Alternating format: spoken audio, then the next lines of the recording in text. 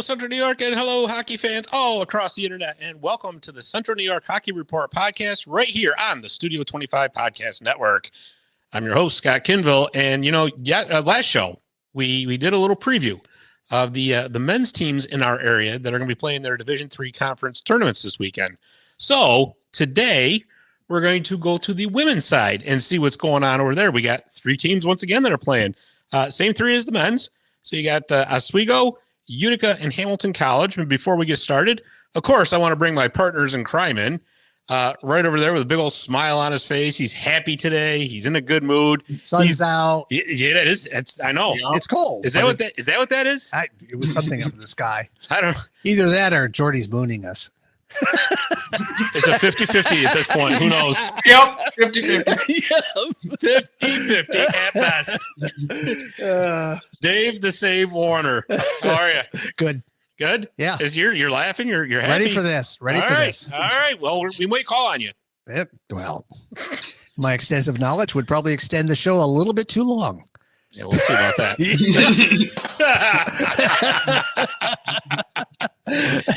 And joining us live via satellite, of course, is the Jordy fighter himself, Jordan Brockway. What's up? Nothing much, just screwing around with my internet again. Yeah, well, we mentioned this on the last show that we were going to have a drinking game for Jordan since we've already had three drinks. Jordan's on the internet sometimes doesn't always cooperate at his house. He made it through the last show perfectly fine. And you know what? We talked about this all show long, and people that wanted to play that drinking game were probably a little disappointed. But folks, if you want to participate in the Jordan Brockway drinking game today, you might be in luck. You're 3 drinks behind already. Because we got a little game going on. Every time Jordan freezes up or leaves the broadcast, you got to take a drink. So Dave's already half hammered. That's probably why he's in such a good mood. It is. They have no idea how much trouble we had getting him on this show. I know, right? And of course, we want to remind you too, before we get started, we are of course a sponsor of the D3 Hockey News Broadcaster Bracket, which we brought up yesterday. Super cool. We got Hamilton and Oswego in our brackets. So if you want to go ahead and vote for those broadcasters on our behalf, let's get those guys into the finals, right? Mentioned yesterday that Ray Biggs is the defending champion, but he pulled himself out of this year's tournament because he wants to give somebody else a chance to win. So, Biggsy said, no, he goes, I won last year. It's somebody else's turn. So that's what they all say. Yeah. Well, hey, I believe it. Biggsy's a good guy. So like I said, we got Hamilton, we got Oswego in our bracket. Go ahead and vote for them. Voting starts Monday on the D3 Hockey News X account. So now that we've got that out of the way, let's talk about some women's hockey here, some Division III women's hockey in Central New York. Like I said, we got the 3 teams starting up this weekend. We're going to start off with the Oswego State Lakers. The Oswego State Lakers have had one heck of a season so far. This has just been phenomenal what they've done. They're ranked number 2 in the nation in the D3 Hockey News poll, number 4 in the USCHO poll. They're 21-2-2 this season. They're number 1 in the SUNYAC. That's the conference they play in, with a 15-1-2 record. They're 10-1-2 at home. This Saturday at 3:00 up there at the Deb, they will host the Canton Roos. Well, I think they have a pretty cool name. I like that. It's different. It's unique. The number 4 seed in the SUNYAC, because the only top 4 teams make the tournament there. They are 8-15-2. Their SUNYAC record 6-11-1. On the road, they're 4-8-0. So, Jordy, tell us a little bit about the Oswego State Lakers. So, Oswego State, they've been playing very good hockey so far. They've run the SUNYAC gauntlet, and they've got a couple ranked wins to show it, including a shootout win against Plattsburgh, win against Cortland, a win against Utica. So, they've run the gauntlet plus a couple good out-of-conference games, and they're playing very good hockey. That shows in their offensive production. They're producing 3.3 goals a game compared to 1.1. So behind very strong goaltending and very strong scoring, this team has just flattened everybody in their wake.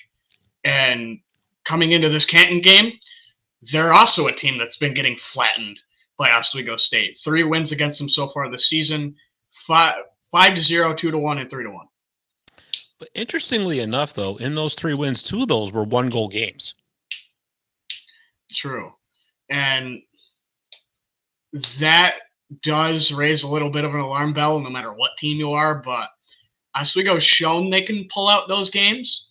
So they shouldn't necessarily worry about that. Right. Well, and that's just it. I mean, you're looking at this matchup, and it's a true David versus Goliath. There's just no ifs, ands, or buts about it. Like I said, with the season that Oswego's had has just been outstanding. And you look at what the production they bring to the table. Look at their team stats, right? And Oswego is one of those teams that they're not the top of any particular one category, but they are near the top in just about everything. So they do everything well. Yeah, and when you have a team like that that's put together very well and very well balanced, you're a force to be reckoned with because you have no one weakness that a team can point at and go, let's pick at that. Let's pick at their special teams or something. You can't do that with Oswego. And so that brings you a challenge of what do we try to capitalize on? Because there's not really one thing you can do. Right. And, we'll start from the goal crease out. Lexi Levy, their starting goaltender, who is just, you know what? There's just no other way to say it. One of the best goaltenders in all of D3. She's 22-2 this season. She's got a 1.11 goals against average, a .959 save percentage, and she's got 9 shutouts this season. They say goalies win championships. Well, when you got a goaltender like that between the pipes, you got a pretty darn good chance. Yeah, and like I said yesterday, it's a hot goaltender will ruin any team. A very good team with a very good goaltender all around, you don't need the hot goalie because you just have the full thing. And when you have a goalie like this who's putting up a 9.59 save percentage and 9 shutouts, that's something that you go, how do we beat that? Right, exactly. Because to beat a team, and Oswego can score, and we're going to go over their scorers in just a second. You're obviously you're going to have to get at least 2 to 3 goals if you plan on beating Oswego. and when their goaltender has a 1.1 goals against average, the chances of getting to that 2 or 3 goals is pretty slim. Yeah, at that point, you have to hope you have a goaltender that can get hot at the right moment and pray to whatever hockey god you believe in to save you. That you even have Dave chuckling on that one.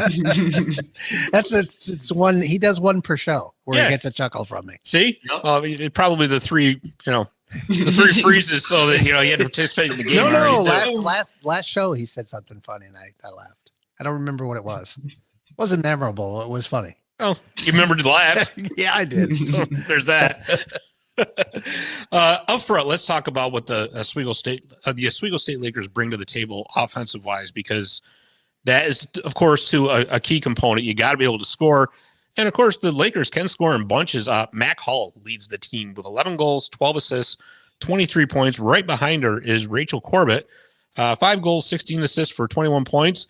Looking down this list, you've got, 1, 2, 3, 4, 5, 6. You've got 10 skaters in double digits in points. So it's not like it's all on Mac Hall or Rachel Corbett.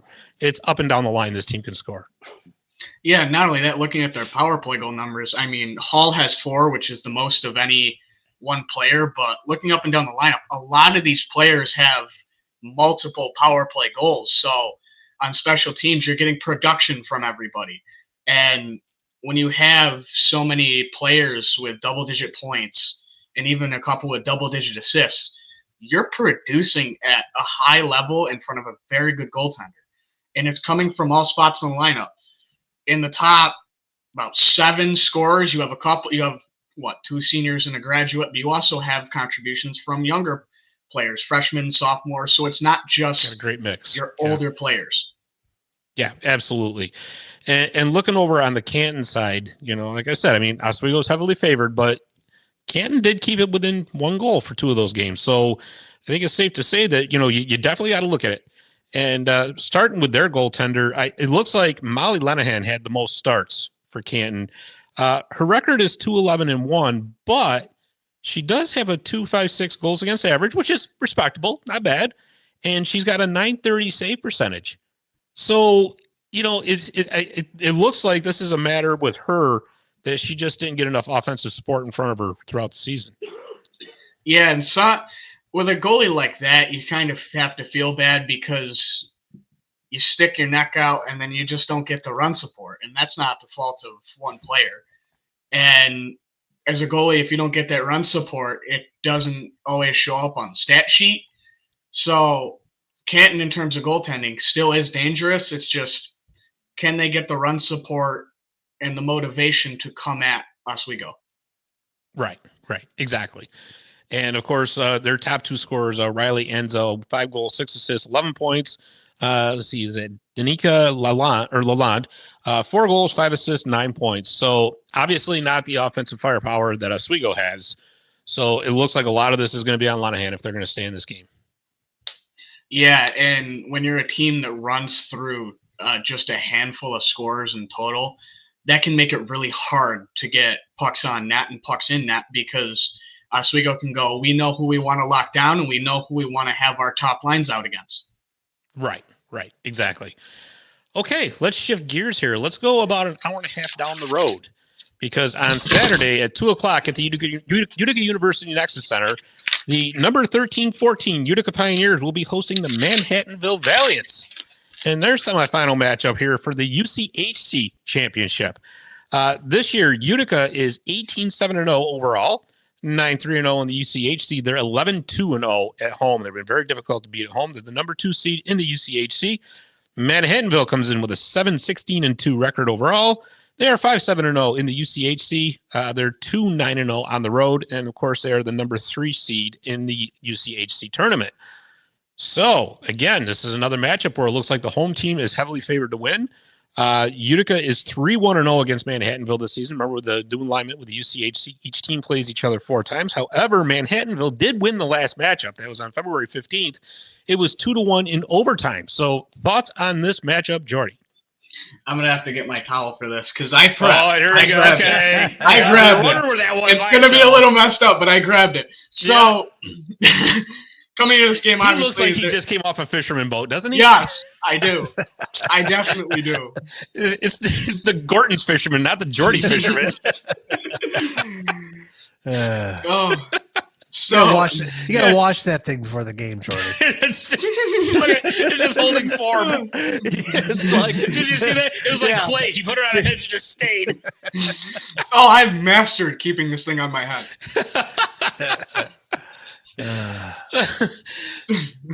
So coming into this game, obviously they're 3-1-0 against Manhattanville. That one loss is a little scary. And the other 2 games have come down to 1 or 2 goals. Obviously, there's a 7-0 win, but that's kind of the outlier here. But Utica has proved that they can step toe-to-toe with some of these better teams.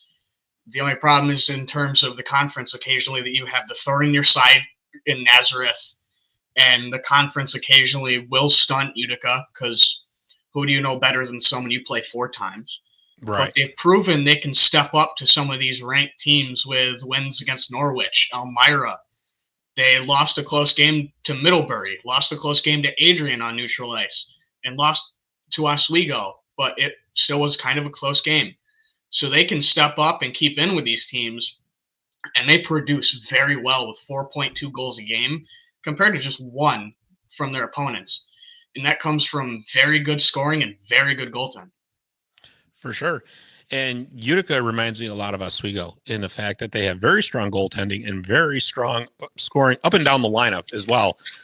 Before we get to that too, I do want to point out that Utica is 18-7-0 this year, which is, it's still a very good record.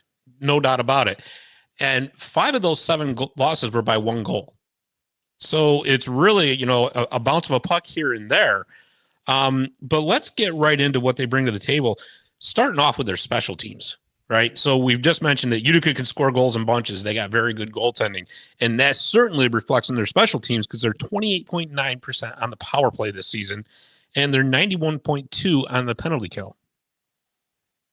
Yeah, and looking a little bit into the stats, their top 4 scorers also bring a lot to their power play with 11 power play goals between their top 4. Right. And a lot of Utica itself, both the men's and the women's, they're very good at special teams, especially their power play.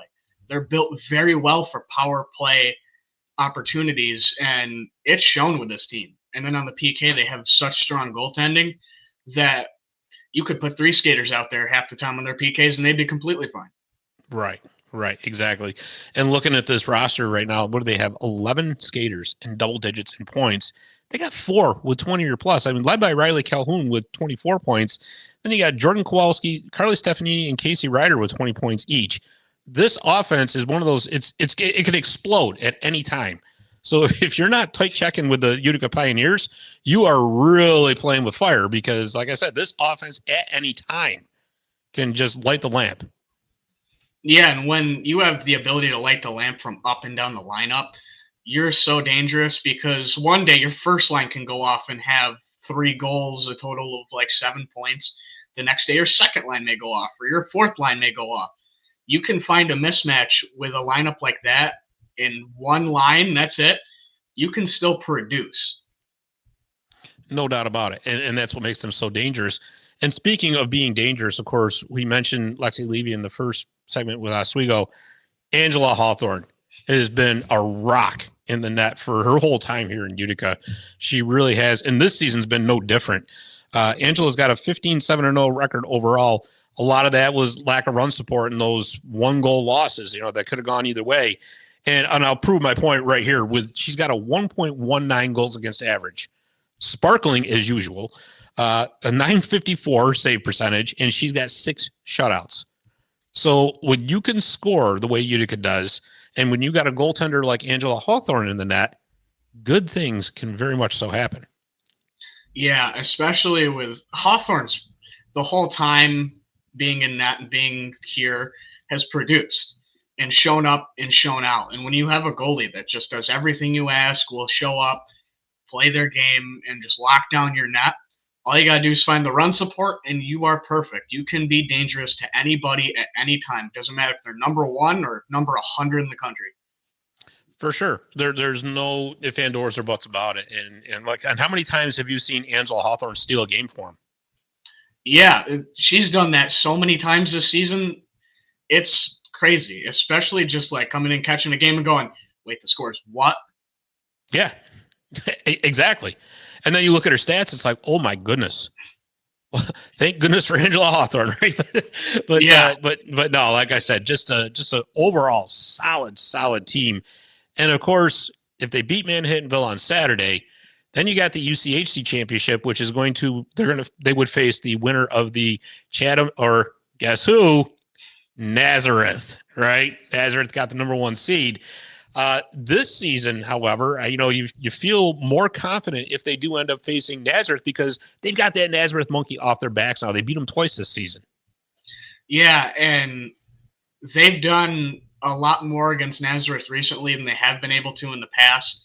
And that's big because it's kind of like the UNE monkey for the men's team. Once they got that off their back, you thought this team can go anywhere. Same thing with the women's team. Once they got that Nazareth monkey off their back, you're going, well, then what else can they do? Because if they can do that, someone who they're going to see 4 times a year and can beat them at least twice, they can do a lot more than that. Yeah, that's the whole thing. But before we start counting the chickens here before they hatch, so to speak, let's take a look at that Manhattanville team because, like I said, they did beat Utica the last time they played them.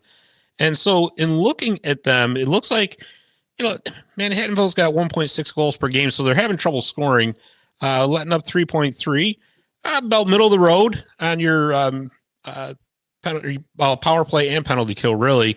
But again, this is a game where it's a 1-game playoff, and that's what makes these things so dangerous, right?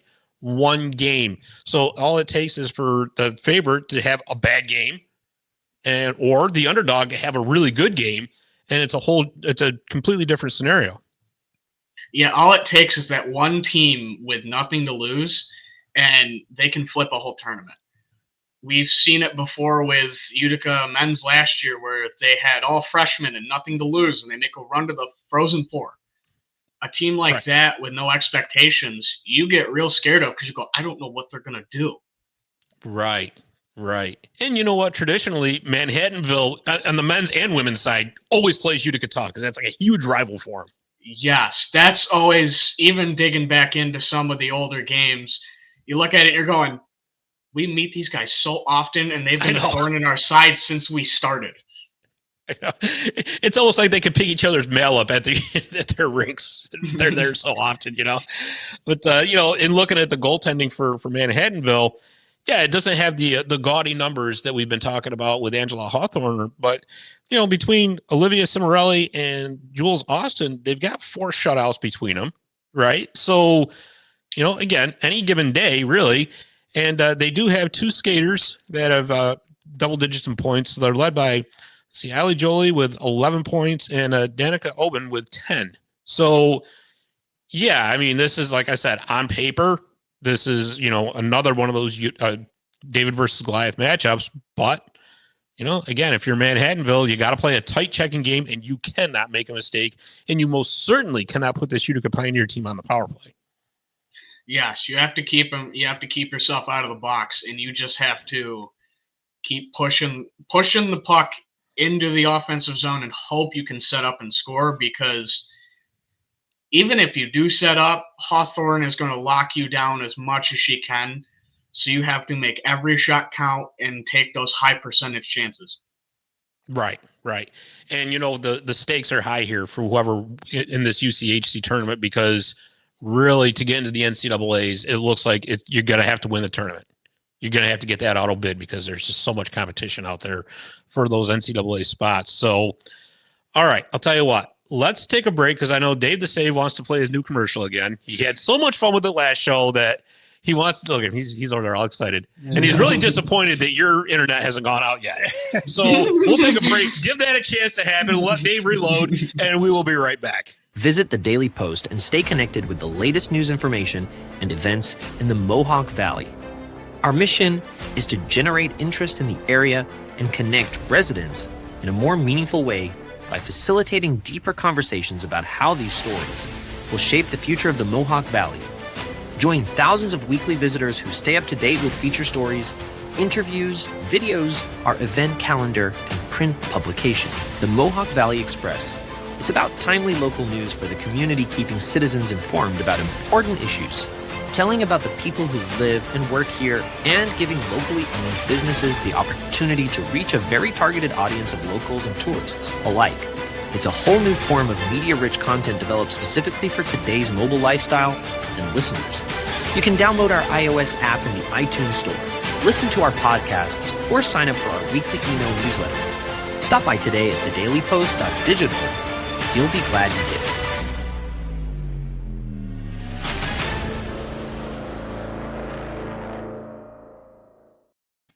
Okay, we are back after listening to the awesome new Daily Post commercial. Look, he's looking at me like, what? I just still can't get used to the male voice. It's all AI generated. I know. Well, you let the cat out of the bag. I know. So, what? I was hoping you were going to bring that up on the air. I did. Because, with that being AI generated, is there any way you can make that like a rip off of a celebrity voice or something? I don't think. Because how cool would it be if you could get that done in Darth Vader voice? Or I was thinking Morgan Freeman. Yes. Yep.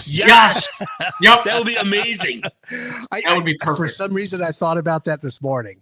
I was like, that would be so cool. Scott wants Deborah to be recorded, but what if I got Morgan Freeman? Or how about Beavis? Well, Beavis is the one that causing us to drink here. Yeah. Oh boy! No, he's not yet. Actually, because he's now got his internet. I know. Yeah. I found the trick. It won't go out. What, you plugged the computer now in? that he just said that. Yeah. Yeah. Here we go. Hey, I've been wired in the whole time. It just, for some reason, all of a sudden it's open. He found the trick.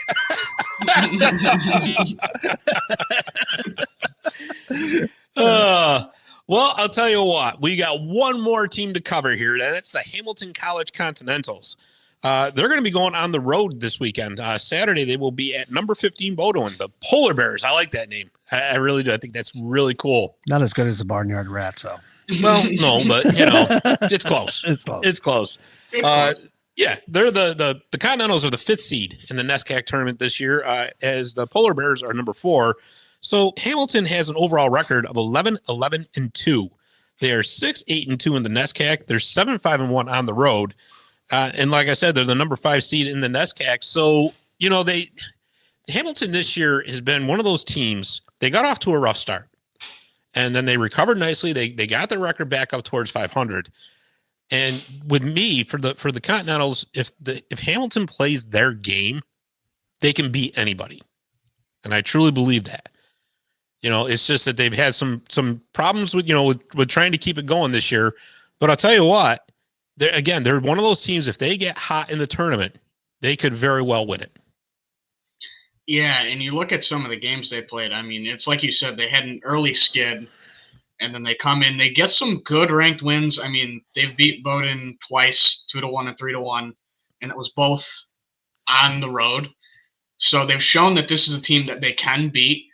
It's just about going out there and doing it because they've had some skids, they've had some tough stretches. So now they just have to show up and show out, because at this point, if you have nothing to lose and you're on the road, just go out there and play your game and try to steal one from somebody. Sure. Yeah, and that's exactly it.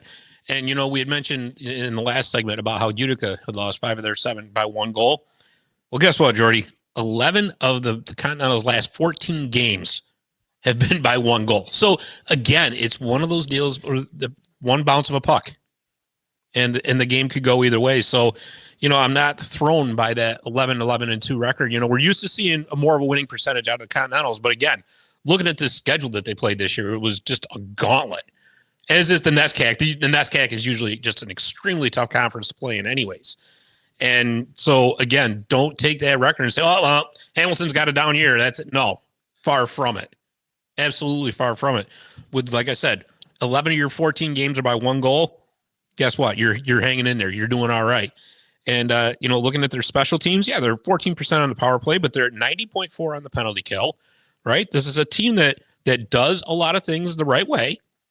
I think that part of it is that, like I said, they just happen to play in the NESCAC, which is just an absolute, like you mentioned earlier, a gauntlet to run every year. So what are your thoughts on the Continentals going into this game? So they're very much a team that they may not give you a ton of run support, but they can stop you. They can brick wall you if they really want to. And it's like you said, they've just hit some tough teams. 2 losses to number 3 Middlebury, a loss to a number 8 Oswego. They ran into Colby, who they lost and won a shootout against. And they lost twice to Amherst, who was number 6. So they've hit some very tough teams. And while you may lose to some of those tough teams, that'll sharpen you and get you ready for a speed of hockey that if you play at that very quick top 10 level speed all season, you'll come into the playoffs. And if a team hasn't played a very fast, high-level team in a while, you'll shock them immediately. And that's when you score. Yeah, for sure. And Hamilton, like I said, they play that tight checking, lockdown defense. They're scoring 1.9 goals per game, but they're only giving up 1.8. So, that's the game that Hamilton plays. It's just they're going to just stifle you with that heavy forecheck that they're known for. And if they can get a few goals, that's what, then it's usually, I tell you what, if this team gets 2 or 3 goals, that's pretty much an indication it's going to be lights out. Yeah, and Hamilton's always been kind of a tougher, more heavily forechecking, defensive-minded team, and that shows in their play. They may not have the flashiest offense or the highest scoring offense, but they don't need that. They just need to go in, lock you down, just put 1 or 2 on the board and call it a day. Right. I mean, they do have 4 skaters. They have double-digit in points, led by Lily Truckin. It looks like 13 points. Grace Crowley's got 13. Lydia Bullock's got 12. And Grace Pushkar's got 11. So it's not as though this team can't score. It's just, it's their style of play. They remind me, if you watched hockey like in the 90s, the way the New Jersey Devils used to play, right? They weren't going to score a ton of goals, but you were not going to score a ton on them either. So that, to me, in my mind, that's kind of the whole analogy for that. And when you look at their goaltending, it looks, Tegan Brown has got the most starts this year, beyond a shadow of a doubt. She's 7-9-2, which you look at the record and go, oh, she's 7-9-2. But now look at the other stats, right? She's got a 1.75 goals against average.